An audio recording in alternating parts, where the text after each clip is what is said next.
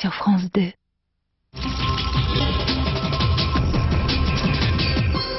Bonsoir à tous, merci de votre attention. Voici les titres de l'actualité de ce mardi. 6 jours de travaux pour fixer les nouvelles règles du commerce dans le monde. La conférence de l'OMC s'est ouverte à Hong Kong ce matin. Une manifestation altermondialiste de 5000 personnes s'est soldée par quelques bousculades et 9 blessés légers. En France, un plan pour les ZEP, les zones d'éducation prioritaire. Les crédits n'augmentent pas, mais les moyens seront concentrés sur les 200 à 250 collèges les plus sensibles.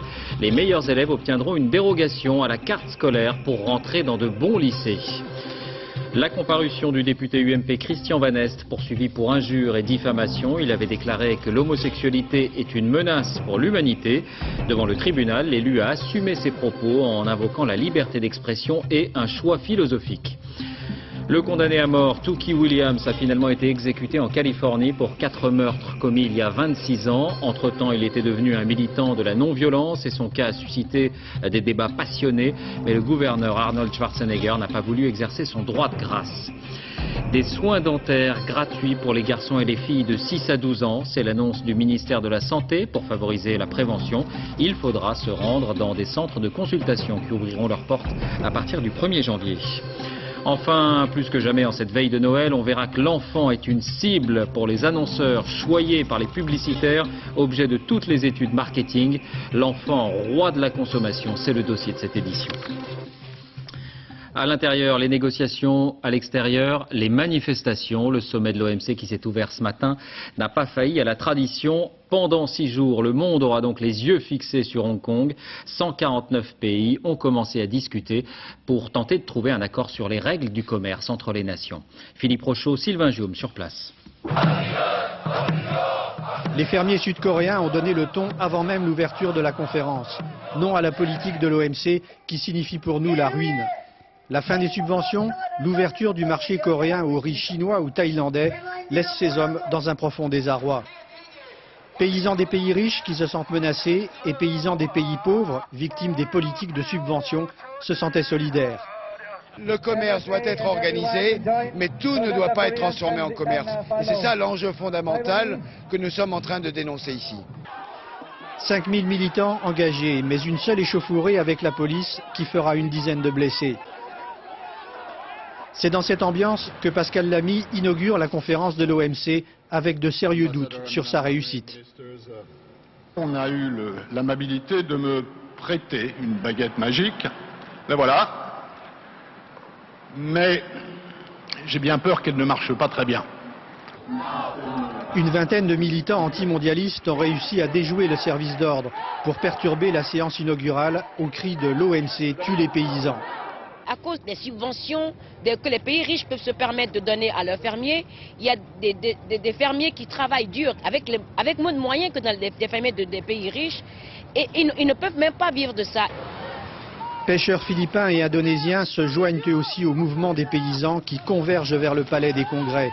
Des manifestants se jettent à l'eau symboliquement pour montrer leur désespoir. Cette manifestation était aussi un test pour les forces de l'ordre de Hong Kong qui auront mobilisé plus de 25 000 personnes pour encadrer les protestataires et qui peuvent se vanter d'avoir réussi à canaliser la colère des manifestants antimondialistes. Au cœur du sommet des discussions, vous l'avez compris, les pays riches et leurs subventions, Europe et États-Unis. Pour eux, l'agriculture n'est pas une marchandise comme les autres. L'alimentation est un secteur stratégique. Et ils estiment aussi que la fin des subventions signifierait la désertification des campagnes. Reportage croisé au Kansas et en Bourgogne. Vincent Fourcade, Pascal Golomer. Les grandes plaines du Kansas, le grenier de l'Amérique. Bienvenue sur les terres de Randall Oxon. 400 hectares de pâturage et 500 hectares de céréales. Une exploitation moyenne au Kansas. C'est du bon blé rouge à livrer. On va le récolter en juin prochain. La famille Oxon vit de l'agriculture depuis 1871. Et si Randall a pu continuer l'aventure, c'est bien grâce aux multiples aides que son pays lui verse. 15 000 € par an. Sans cela, la vie serait beaucoup plus dure. Cela représente une bonne partie de mon revenu. En gros, la moitié, mais cela dépend, ça varie d'une année à l'autre. À plus de 10 000 km de là, Jacques Deloisy a lui aussi ses champs de blé et d'orge sous la neige. Son exploitation a beau être 2 fois plus petite, il reçoit beaucoup plus d'aides. 60 000 € par an, 4 fois plus que Randall. Des aides bienvenues pour se frotter à la concurrence. Il serait difficile pour nous de lutter, sauf à une grosse restructuration. Et aujourd'hui, la population active au niveau agricole serait sacrifiée. 10% de son blé part à l'exportation. Et là encore, l'Europe verse de l'argent, quelques euros par tonne. Le blé peut alors être vendu moins cher et redevenir compétitif au niveau mondial. Voilà. Nous avons des concurrents comme l'Ukraine qui ont des coûts de production qui sont répartis sur des surfaces immenses de l'ordre de plusieurs milliers d'hectares avec de la main-d'œuvre et des pièces mécaniques et des coûts de production nettement inférieurs aux nôtres. L'Europe verse chaque année plus de 40 milliards d'euros d'aide à ses agriculteurs. Les États-Unis, quelques 20 milliards. Des aides que leurs concurrents comme le Brésil souhaiteraient voir disparaître au nom d'une concurrence libre et non faussée. En France, le gouvernement a présenté son plan pour les ZEP, les zones d'éducation prioritaire. Il s'agit, vous le savez, de concentrer plus de moyens dans les quartiers difficiles. 25 ans après leur création, l'objectif est de redéfinir les priorités au sein des ZEP. Mallory Aounou, Bruno Vignet. Gilles de Robien au chevet des ZEP. En visite ce matin au collège Clémenceau, au pied du Val-Fouré, à Mantes-la-Jolie, le ministre de l'Éducation a dévoilé le principal objectif de son plan de relance, concentrer les moyens sur les 200 à 250 collèges les plus en difficulté. On va mettre des professeurs supplémentaires chevronnés, des assistants pédagogiques. Et dans ces collèges-là, tous les élèves auront tous les soirs, 4 fois par semaine, des études surveillées obligatoires. Un label Ambition Réussite et des chiffres, 1000 enseignants expérimentés supplémentaires, 3000 assistants pédagogiques pour le soutien scolaire. Dans ces collèges, les élèves ne redoubleront plus. Ils auront des objectifs individuels à atteindre et étudieront par groupe de compétences.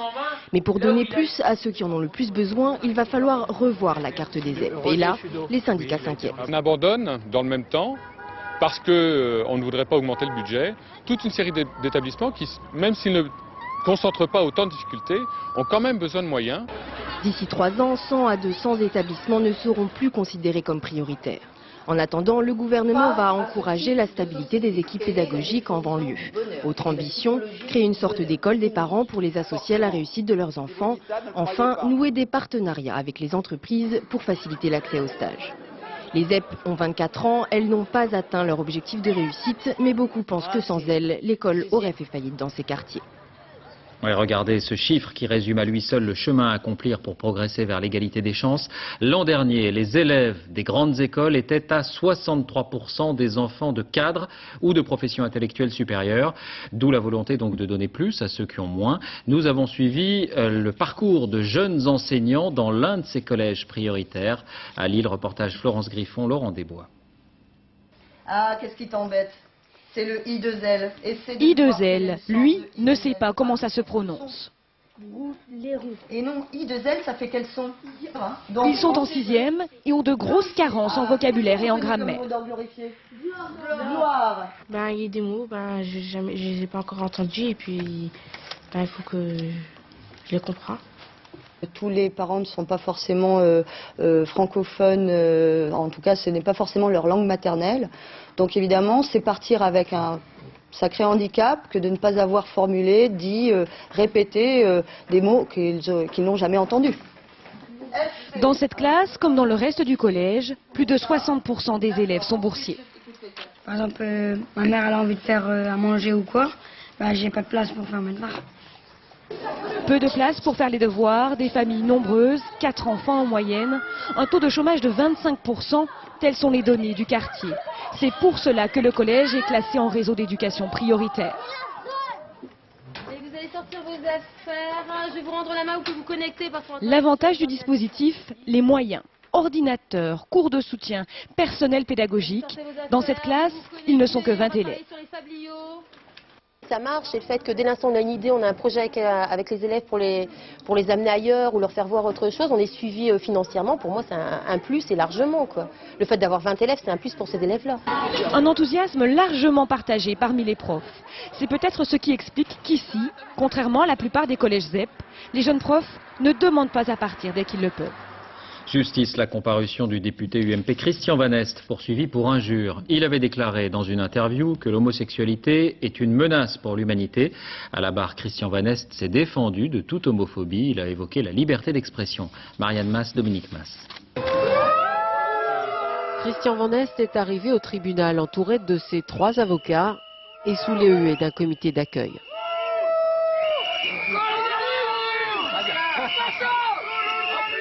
Souriant, droit dans ses bottes et volontiers provocateur, le député UMP, avant même le début de l'audience, en a rajouté sur le mode de la liberté d'expression. Quel que soit le respect que l'on a pour les personnes homosexuelles, bien évidemment, ce comportement est moins utile à la société que le comportement qui consiste à fonder des familles. C'est uniquement ça que j'ai dit.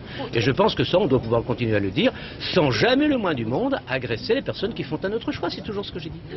C'est une petite phrase inspirée de Voltaire qui doit aujourd'hui à l'élu de se retrouver sur les bancs d'un tribunal. Il y a tout juste un an, en plein débat sur la loi contre les discriminations, Christian Van Est déclarait « Le comportement homosexuel est évidemment une menace pour la survie de l'humanité ». Quelques jours plus tard, interpellé par des militants homosexuels, il enfonçait le clou. C'est raciste. Qu'est-ce que c'est que l'homosexualité? C'est tout simplement un apartheid entre les sexes. Il l'a répété à l'envi cet après-midi, il n'incrimine pas les personnes mais conteste le comportement. Pour lui, l'homosexualité n'est pas innée mais acquise et donc elle peut se rééduquer. Dans les rangs de la partie civile, on a le poil qui se hérisse. Et je crois qu'il y a un moment, il va falloir aussi qu'au sein du MP, on se pose une vraie question concernant M. Van Est, parce qu'on pouvait penser qu'il viendrait ici et dire « j'ai peut-être été trop loin, je vous ai blessé ». Il n'a aucun repentir, il trouve normal de blesser des hommes et des femmes, et je crois que ça, c'est plus acceptable. Je pense qu'il peut aller au Front National, il peut aller chez M. Villiers, il y a de la place pour lui. La défense est en train de plaider en ce moment la liberté d'expression de l'élu. Christian Van Est risque 6 mois de prison. Le jugement devrait être mis en délibéré. La grève se poursuit dans les RER B et D. Hier, chose assez rare, Jacques Chirac lui-même a qualifié le mouvement de disproportionné et d'incompréhensible. Selon le chef de l'État, il s'agit d'un problème technique qui doit être résolu sans pénaliser les usagers. Ce problème, vous le savez, c'est celui des horaires d'hiver. De quoi parle-t-on exactement? Julien Beaumont, Frédéric Delarue. Syndicaliste, Fabien Villieu est aussi conducteur sur le RER-D. Son planning, c'est selon lui 200 jours de travail, 182 d'après sa direction. Des horaires irréguliers qui sont à l'origine du conflit. Ce qu'on appelle des découchés, c'est-à-dire le fait de ne pas dormir chez moi, on en a en moyenne 8 par mois. Donc vous faites le calcul, combien ça fait l'année. Donc ça fait partie de notre quotidien. Et des journées qui commencent à 3 ou 4 heures du matin, c'est régulièrement. Salaire d'un conducteur de 1348 à 1969 € brut par mois, selon son ancienneté. À cela s'ajoutent 200 à 900 € de primes. Des primes pour les dimanches travaillés, les horaires de nuit, les découchés et enfin des primes par kilomètre parcouru. Le statut prévoit la retraite à 50 ans à condition d'avoir passé 15 ans en roulant. Mais le quotidien d'un conducteur, c'est aussi beaucoup de week-ends travaillés, exemple avec ce calendrier prévisionnel. Si l'agent se trouve sur la ligne 79 par exemple, là par contre lui il va avoir 3 semaines à suivre avec des samedis dimanches. Mais derrière il va avoir 6 semaines, donc 1 mois et demi sans samedi dimanche. Et c'est ce déséquilibre là que nous on veut remettre à retravailler avec l'entreprise. Autant de chiffres, de données sur lesquels la direction n'a pas souhaité nous répondre. Pour les voyageurs, 9e jour de grève. Seul changement sur la ligne B, des bus de substitution en plus grand nombre, des bus qui appartiennent à des sociétés privées.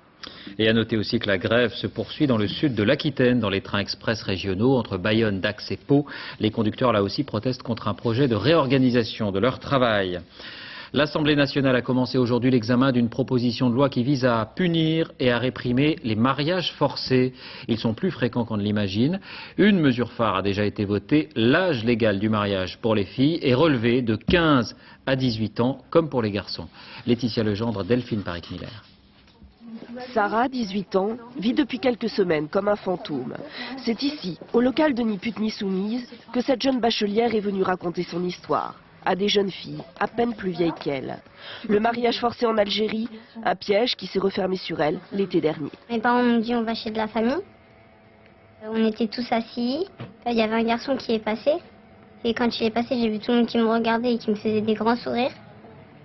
Moi, j'avais pas compris. Il essayait de me parler, je répondais pas. Et une semaine plus tard, c'était ma fête. Durant 2 mois, la jeune fille va résister. 2 mois durant lesquels ses parents vont la battre, la séquestrer pour obtenir son consentement. Je dormais par terre, on ne me donnait pas à manger, pas à boire.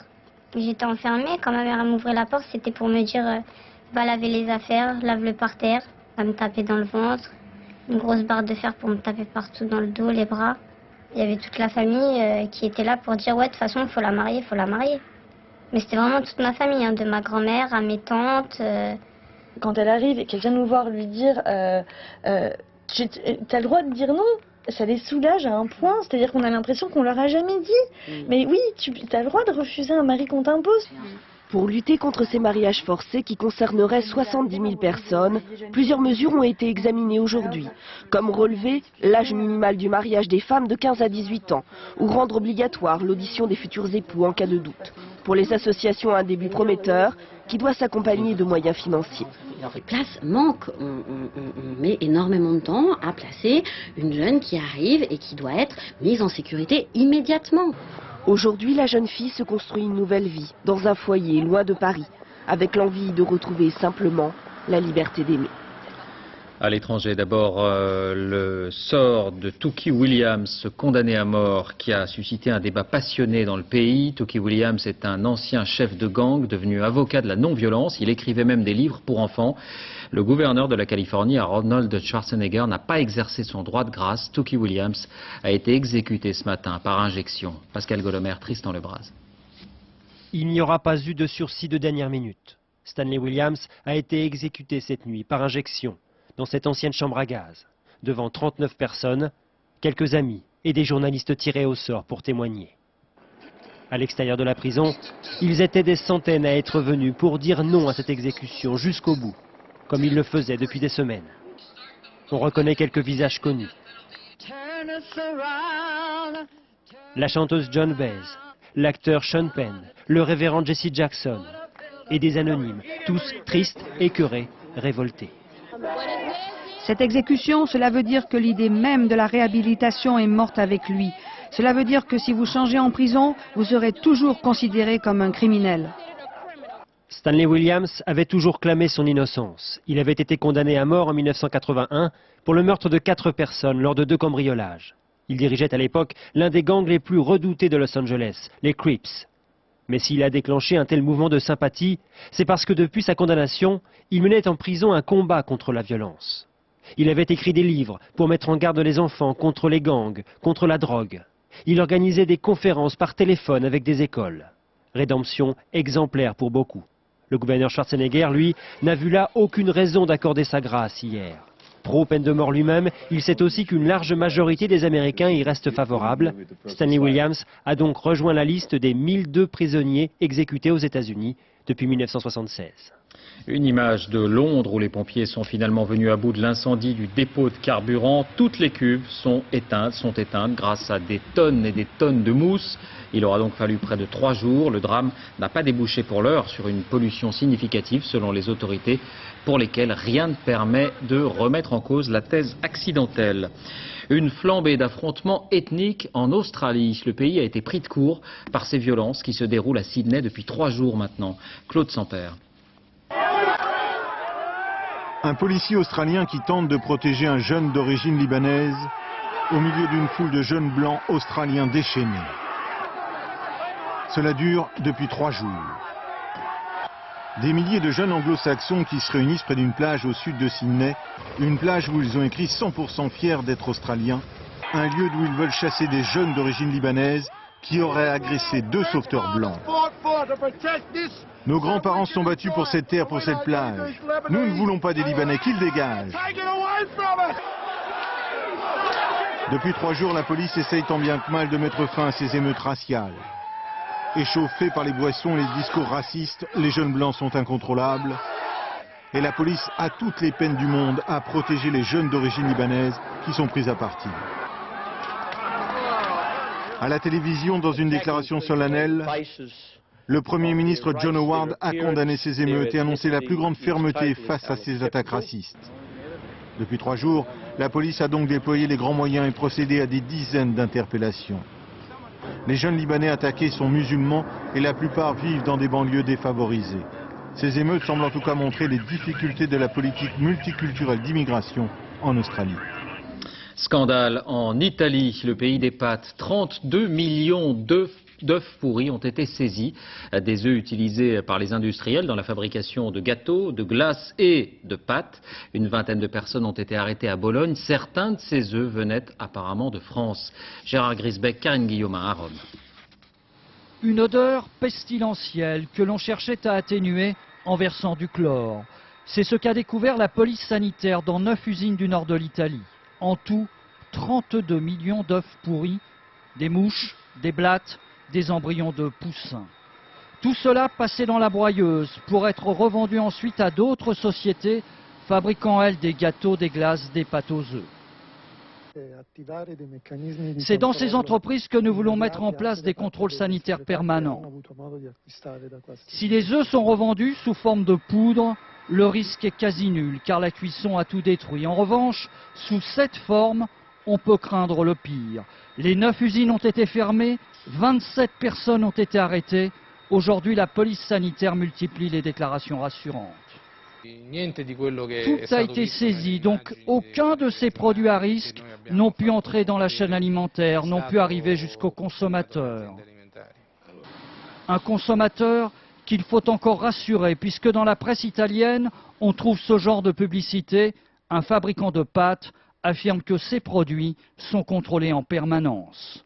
Cette affaire a également des ramifications européennes, puisqu'en remontant la filière, la police a découvert une entreprise en Grande-Bretagne qui utilisait les mêmes méthodes avec des œufs pourris en provenance des Pays-Bas, d'Espagne, mais aussi de France.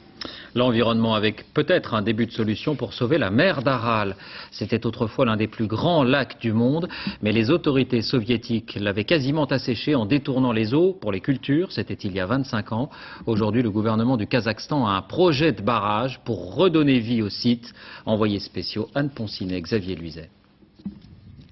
Cela fait déjà un moment que les chameaux de Djamboul broutent au pied des carcasses de bateaux. Aujourd'hui, une prairie, il y a à peine plus de 20 ans, ici c'était la mer. L'eau est partie, chacun s'est adapté. Les pêcheurs, eux, sont allés la chercher plus loin. 30 km de piste dans le sable, et au bout, dans les filets, un poisson plus rare et surtout avec beaucoup moins de variété d'espèces qu'avant. Ici, 100% de Kambala, en français de la barbue. Ce groupe de pêcheurs a même installé un petit campement dans un vieux wagon. Ils pêchent 15 jours d'affilée avant de rentrer à la maison. Ce sont leurs derniers jours. Après, la mer gèlera. Avant, c'était bien. On pêchait en bas du village. Et pourquoi vous ne vous êtes pas mis à l'élevage de chameaux, par exemple? Vas-y, donne l'argent pour les chameaux. J'en achèterai 50. Ça coûte cher? Bien sûr.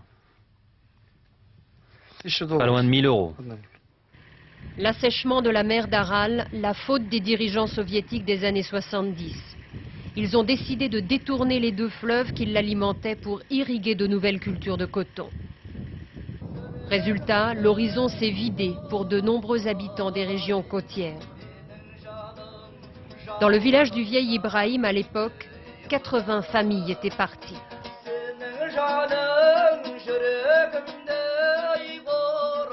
Mais nous a-t-il expliqué, les ancêtres étaient enterrés là, alors il a préféré rester et espérer.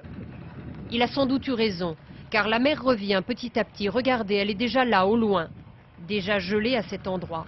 Il y a quelques semaines encore, on ne la voyait pas d'ici. Elle se rapproche de ce barrage qui vient d'être construit pour retenir l'eau dans la partie nord de la mer d'Aral. C'est cette petite mer qu'on est en train d'essayer de sauver. Ici, on pourra se baigner, se reposer, pêcher. Et si l'eau continue d'arriver du fleuve avec le débit actuel, ce sera d'ici un an et demi. Les enfants d'Aralsk n'attendent que ça. Sur les quais vides de leur ville jadis portuaire, ils sont trop jeunes pour avoir connu la mer ici. Le retour de l'eau ferait le plus grand bien à leur santé, car des fonds marins asséchés montent des poussières de sel et de produits toxiques. Dans la composition de ces sels, on a trouvé des substances chimiques qui perturbent la fabrication du sang par le corps et provoquent l'anémie. Aralsk est aujourd'hui situé à 80 km de la mer. L'eau devrait revenir à cet endroit d'ici quelques années. Cela ne sauvera pas la mer d'Aral dans sa totalité, mais cela redonnera un sens à la vie des habitants sur une partie de ses côtes. L'environnement encore, mais en France, c'est sans doute la conséquence de la flambée des prix du pétrole. Les récentes campagnes pour les économies d'énergie semblent porter leurs fruits. Une enquête montre que 7 Français sur 10 se sentent désormais concernés. Les investissements en matériaux d'isolation et en panneaux solaires n'ont jamais été aussi importants. Et de nouvelles incitations viennent d'être annoncées. Agnès Monteux, Christophe Vignal. Son futur petit nid douillet, Monsieur Amonique l'a voulu avant tout économe en énergie. Donc là, je suis en train de faire l'isolation de toute la maison, donc avec des plaques de laine de verre de 100 mm. Au passage, donc, on a refait les fenêtres. Donc là, avec la double isolation, donc ça nous permet de justement garder la chaleur à l'intérieur. Et bien sûr, lampes à basse consommation partout, y compris au sous-sol. Donc ici, j'ai fait le choix d'une chaudière à condensation qui me permet d'économiser 30% sur ma note de gaz. En tout, 16 000 €, dont 2 500 remboursés par l'État. Il n'a pas hésité. C'est pour faire des économies d'énergie, ça c'est clair. Deuxième chose, c'est de penser aussi un peu à faire un geste, on va dire, pour l'environnement, parce que je pense que c'est important maintenant, notamment pour nos enfants. Ces économies d'énergie, on en parle depuis 30 ans. Et pourtant, entre 1973 et 2003, notre consommation a augmenté de 60% et elle continue à grimper de presque 1% par an. Alors l'État va renforcer les crédits d'impôt. De 40, ils passeront à 50% pour les énergies renouvelables. Les équipements de chauffe-eau solaire ou de chauffage au bois seront remboursés de moitié. Et puisque l'étiquetage énergie fonctionne bien pour l'achat d'un appareil électroménager, il en sera de même pour celui d'un appartement, un diagnostic énergie obligatoire fourni par le vendeur. Il y aura 2 informations principales. La première, la consommation du logement. Et la deuxième, les recommandations en termes d'économie d'énergie sur le logement.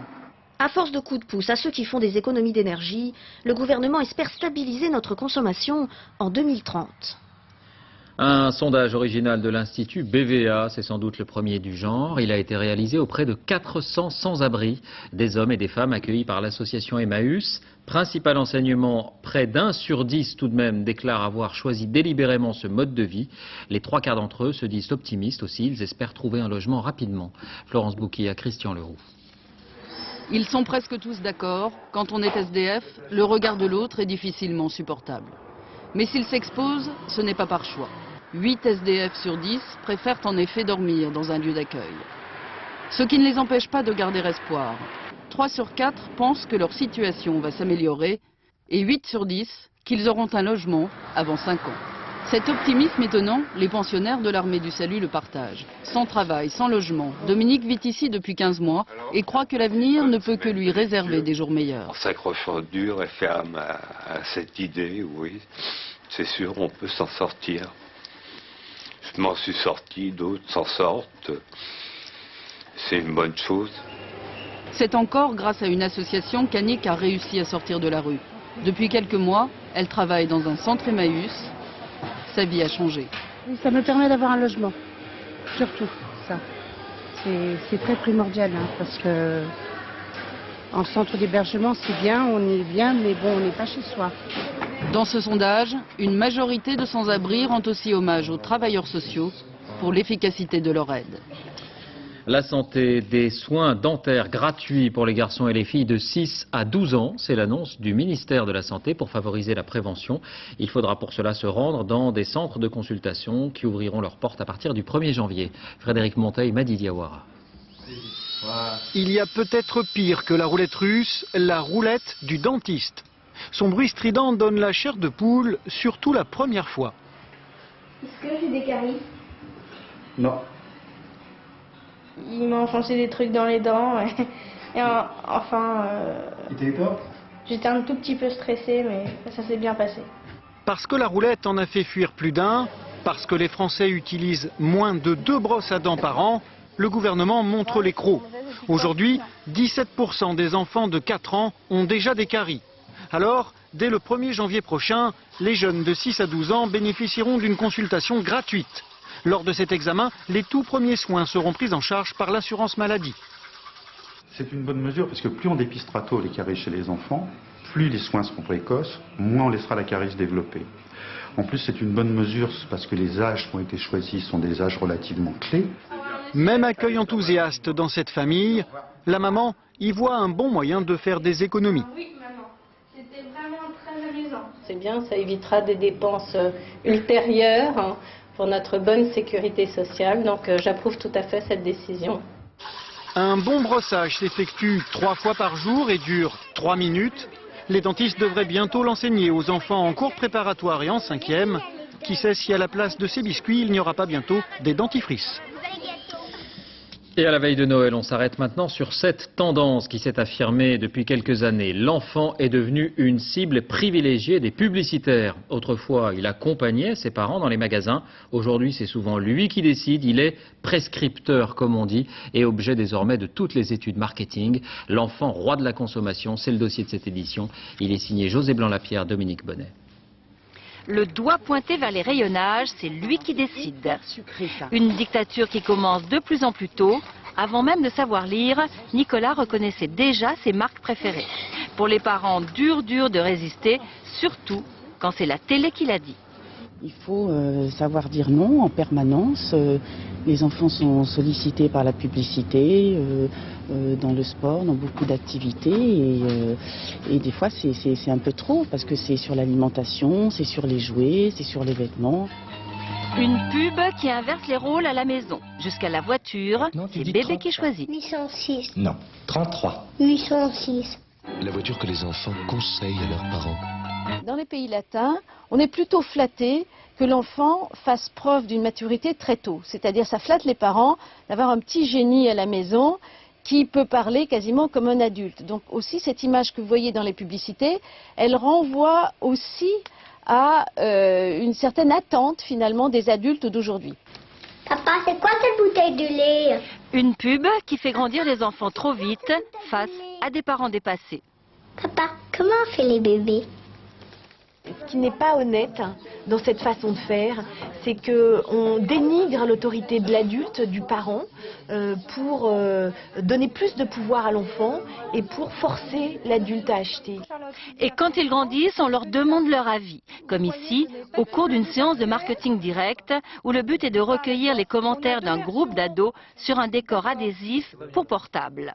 Mieux vaut d'ailleurs leur demander leur opinion avant de se lancer. Qu'est-ce qui vous ferait acheter ça?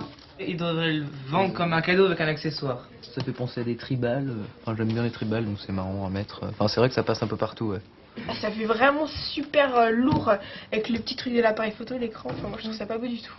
Des ados, cœur de cible des annonceurs, devenus les super techniciens de la famille.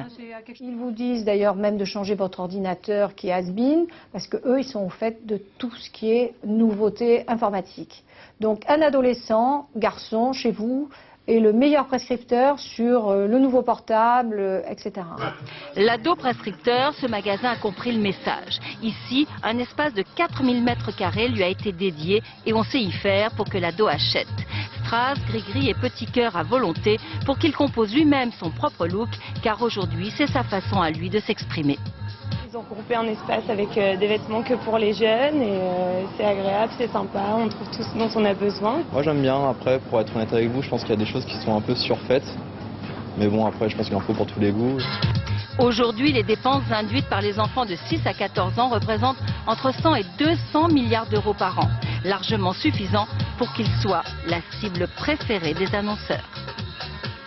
Dernière minute, le général Poncet, ancien responsable de l'opération Licorne et entendu depuis ce matin par la justice, a été mis en examen pour complicité d'homicide volontaire dans l'enquête sur la mort d'un civil ivoirien, Firmin Mahé, présenté par l'armée française comme un bandit et comme un meurtrier qui avait trouvé la mort suite à son arrestation par des soldats français en Côte d'Ivoire. Donc, le général Poncet est le 5e militaire mis en examen dans ce dossier.